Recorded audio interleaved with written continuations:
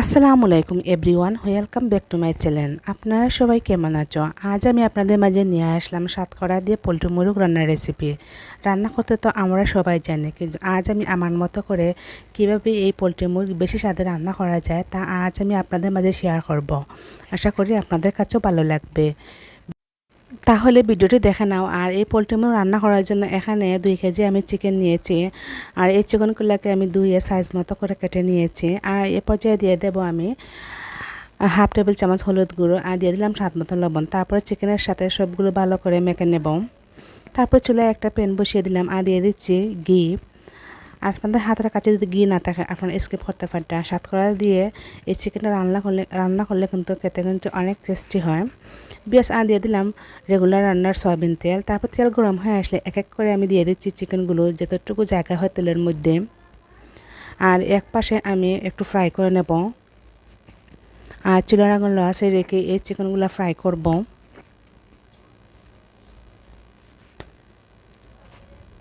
এক পাশে chicken fry করে নিয়েছে, তারপরে আমি একটা পেঁচালার দিয়ে উল্টে নেব।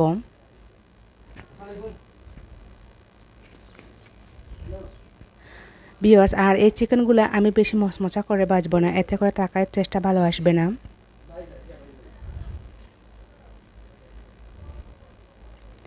ভিউয়ার্স, আপনারা তো দেখেই বুঝতে পারছো আমি চিকেনগুলো কীভাবে করে ফ্রাই করেছি। ভিউয়ার্স, তারপরে একটা প্লেটে তুলে নেব।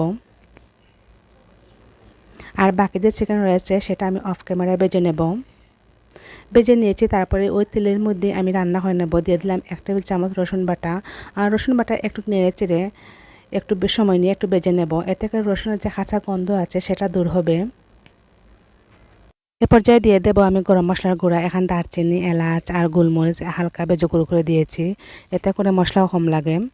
তারপরে দিয়ে দেবো এখানে 4 টেবিল চামচ পেঁয়াজ বাটা।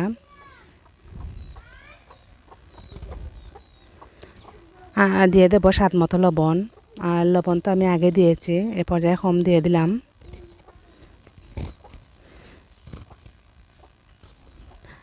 আর দিয়ে দেবো এখানে চীনাবাদাম 2 টেবিল চামচ।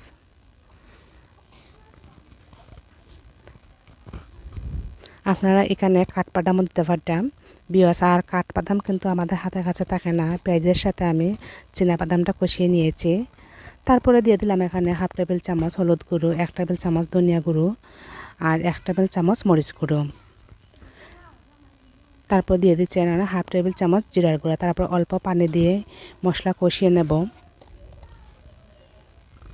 আর মশলা ভালো করে কষিয়ে নিলে তরকারির টেস্টটাও ভালো আসে। ভিউয়ার্স, আর অফ ক্যামেরা আমি পেঁয়াজ বেরেস্তা করে নিয়েছি। আর এগুলোকে ব্লেন্ডার করে নেব আর অল্প পানি দিয়ে। তারপর দিয়ে দিলাম সাতকড়া। আর এই সাতকড়া কিন্তু আমার সংরক্ষণ করা ছিল ডিপ ফ্রিজে। তারপর দিয়ে দিলাম এখানে চিকেন। আর ভিউয়ার্স, আর সাতকড়া কিন্তু আমি এই সাতকড়া ছিল তিতো সাতকড়া, আমি পানি দিয়ে জাল দিতে পানি ফেলে দিয়ে তারপরে এই সাতকড়াটা ডিপ ফ্রিজে সংরক্ষণ করে রেখেছিলাম। তারপরে এই যে পেঁয়াজ যে আমি ভেজেছিলাম সেটা আমি ব্লেন্ডার করে দিয়েছি, এখানে পানি সহ দিয়ে দিয়েছি।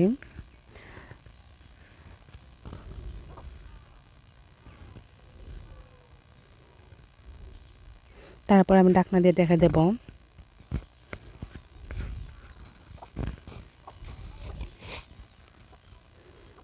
যে বেশ, তারপর ঢাকনা উঠিয়ে নিলাম। তারপর নেড়েচেড়ে দিয়ে দেব।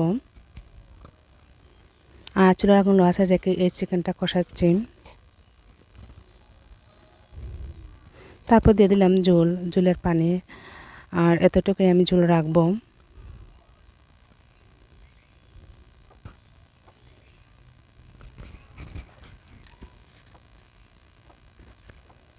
বেশ, তারপর ঢাকনা দিয়ে ঢেকে দেব।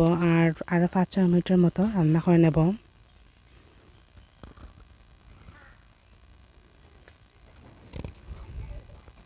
বেশ, তারপরে 5-6 মিনিট পর ফিরে আসলাম। আর এ পর্যায়ে দিয়ে দেবো আমি কাঁচামরিচ 5-6টার মতন।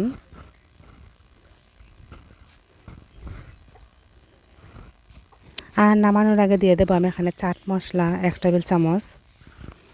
আর এই চাট মশলা দেওয়ার কারণে তরকারির টেস্টটা আরও দ্বিগুণ বেড়ে যাবে। আশা করি আজকের এই সহজ রেসিপিটি আপনাদের কাছে ভালো লেগেছে। আর ভালো লাগলে অবশ্যই সাবস্ক্রাইব করে রাখবা, এতে করে নতুন নতুন রান্না যখন আমি আপলোড করব সাথে সাথে সবার আগে আপনাদের মোবাইলে পৌঁছে যাবে। তারপর দিয়ে দিলাম অল্প পরিমাণে জিরা। পর্যায়ে আমি রান্না করে নিয়েছি, তারপরে একটা বাড়িতে আমি পরিবেশন করে নেব। আর দেখুন কতটা সফট হয়েছে, আর দেখতেও অনেক সুন্দর হয়েছে। আশা করি আপনাদের কাছে ভালো লেগেছে, আর ভালো লাগলে অবশ্যই একটা লাইক করে দিবা। আর যারা সাতকরা পছন্দ হয় তাদের কাছে তো অবশ্যই এই সাতকরাটা ভালো লাগবে। আমাদের সিলেট অঞ্চলে এই সাতকরা আমাদের সবার পছন্দ। আর এই সাতকরার তরকারি কিন্তু আমরা চিকেন দিয়ে সবসময় বানিয়ে থাকি। তাহলে আজকের মতো এখানে বিদায়, আবারও আপনাদের মাঝে কোনো এক রেসিপি নিয়ে আসবো। আল্লাহ হাফিজ।